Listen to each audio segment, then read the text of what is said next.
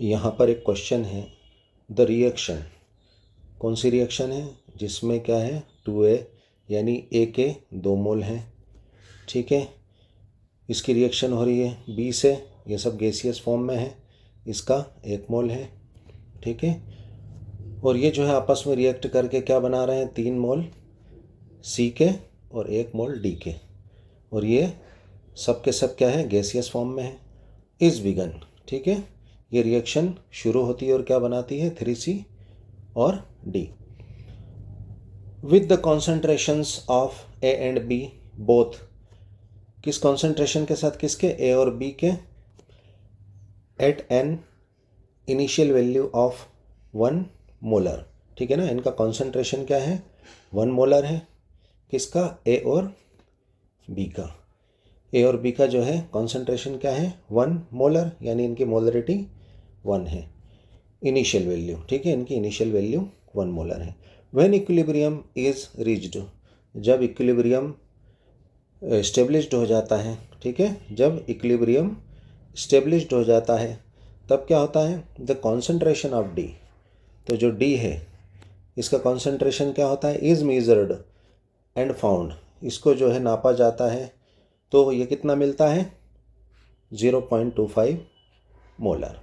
जब equilibrium established हो जाता है, इक्विलिब्रियम पर रिएक्शन पहुंच जाती है, तो D का कॉन्सेंट्रेशन क्या होता है 0.25 मोलर, यानी मोलरिटी D की इतनी होती है। The value for the equilibrium constant, तो हमारा इक्विलिब्रियम कांस्टेंट, चाहे हम उसको KEQ कह दें या कैसी, कॉन्सेंट्रेशन कांस्टेंट, ठीक है ना। तो the value for the equilibrium constant for this reaction is given by the expression, तब जो है इक्विलिब्रियम कांस्टेंट का जो है एक्सप्रेशन, इन 4 जो ऑप्शंस हमें दे रखे हैं इसमें से ये किस एक्सप्रेशन से डिनोट किया जाएगा, एक्सप्रेस किया जाएगा, ठीक है। तो यहाँ पर आंसर होगा B, और ये किस तरह से होगा, आइए हम देखते हैं। जैसा कि हमारे क्वेश्चन से साफ है कि A और B का इनिशियल कॉन्सेंट्रेशन कितना लिया जा रहा है, 1 इसकी मोलरिटी क्या है, दोनों की 1 है। जब इक्विलिब्रियम स्टेब्लिश हो जाता है तो D का क्या कॉन्सेंट्रेशन है 0.25, ठीक है। तो इसके लिए हम क्या करते हैं, सबसे पहले जैसा कि हमें गिवन है, दे रखा है कि A की मोलरिटी 1 है, B की मोलरिटी भी 1 है, तो स्टार्ट में क्या है, जब रिएक्शन स्टार्ट नहीं हुई है यानी T बराबर 0 समय पर है ना, T = 0, तो A के 1 मोल, B के 1 मोल, चूँकि अभी रिएक्शन स्टार्ट नहीं हुई है, कुछ बना नहीं है, तो 3C का कॉन्सेंट्रेशन 0, D का कॉन्सेंट्रेशन 0, ठीक है। फिर आफ्टर टाइम T, यानी जब T समय गुजर चुका है तो क्या हो जाएगा, तो T समय पर A कितना डिसोसिएट होगा, डिग्री ऑफ डिसोसिएशन यानी अल्फ़ा कितना होगा 2 अल्फ़ा, क्योंकि इसके नंबर ऑफ मोल्स 2 हैं, यहाँ पर इसके नंबर ऑफ मोल्स 1 है, तो यहाँ पर क्या हो जाएगा 1 अल्फ़ा। यहाँ पर अगर देखें तो इसका डिसोसिएशन 3 अल्फ़ा, ठीक, और यहाँ पर जो है इक्विलिब्रियम पर D का डिसोसिएशन क्या होगा अल्फ़ा।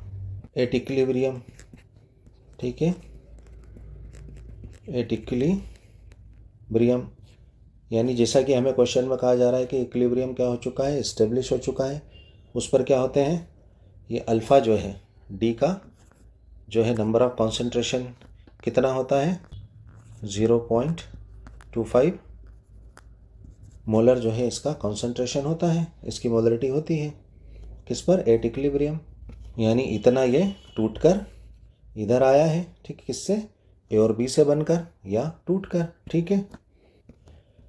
तो अब एट इक्विलिब्रियम हम क्या देखेंगे, इनके रिमेनिंग जो है मोल्स देखेंगे कि इक्विलिब्रियम पर इनके इन चारों के कितने नंबर ऑफ मोल्स, ठीक है, यानी इनकी मोलरिटी कितनी बची है।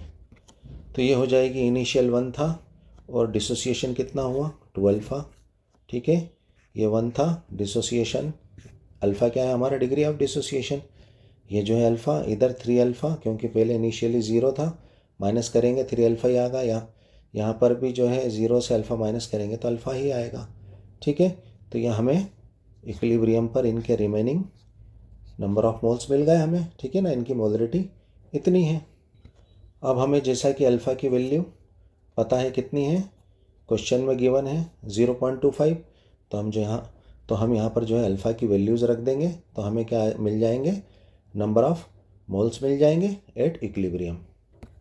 तो यहाँ पर अगर हम देखें तो क्या है हमारा 1 - 2 अल्फ़ा है, 1 - अल्फ़ा है और यहाँ 3 अल्फ़ा है, और ये अल्फ़ा हमारा 0.25 है। तो यहाँ पर क्या हो जाएगा 1 2 इंटू हमारा अल्फ़ा क्या है 0.25, ठीक है ना। तो ये कितना हो जाएगा 0.25 में 2 का मल्टीप्लाई करें तो क्या हो जाएगा, ये डबल हो जाएगा, यानी कितना हो जाएगा 0.5 हो जाएगा, ठीक है। तो ये 0.5 हाफ हो गया, ठीक। यहाँ पर अगर हम देखें तो 1 - अल्फ़ा, हमारा अल्फ़ा क्या है 0.25, ठीक है। यहाँ पे हमारा जो है 3 अल्फ़ा, तो क्या हो जाएगा 3 अल्फ़ा 3 इंटू 0.25, और हमारा जो है अल्फ़ा तो ये 0.25 क्वेश्चन में गिवन है, ठीक है। अब हम इसको हल करेंगे तो यहाँ पर हमारा क्या हो जाएगा, 1 में से 0.5 गया तो क्या बचेगा यहाँ पर 0.5। यहाँ पर हम देखें तो 1 में से 0.25 गया तो क्या हो जाएगा ये 0.75, और यहाँ पर 3 इंटू 0.25 तो इसका क्या हो जाएगा 0.75, और ये हमारा अल्फ़ा तो 0.25 है ही। तो क्या वैल्यूज़ मिल गई हमें, इनके नंबर ऑफ मोल्स कितने मिल गए, इनकी मोलरिटी 0.5 ए के लिए, और जो है 0.75 बी के लिए, और 3 सी के लिए क्या मिली है 0.75, और डी हमारा गिवन था 0.25, ठीक है।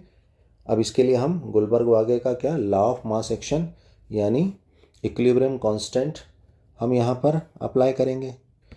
हम जानते हैं लॉ ऑफ मास एक्शन में क्या होता है, के की वैल्यू इक्विलिब्रियम कांस्टेंट या कंसंट्रेशन कांस्टेंट, प्रोडक्ट क्या होता है ऊपर की तरफ चले जाता है, इसके नंबर ऑफ मोल्स क्या होते हैं इसकी पावर में चले जाते हैं, तो ये सी, और इसको हम किस फॉर्म में लिखते हैं जो है लॉ ऑफ मास एक्शन में एक्टिव मास, ठीक है ना। इसकी पावर 3 ये पावर में चले जाएगा, प्लस का मल्टीप्लाई हो जाता है डी, ठीक है ना। इसकी पावर 1 मोल है तो 1 ही रहेगी।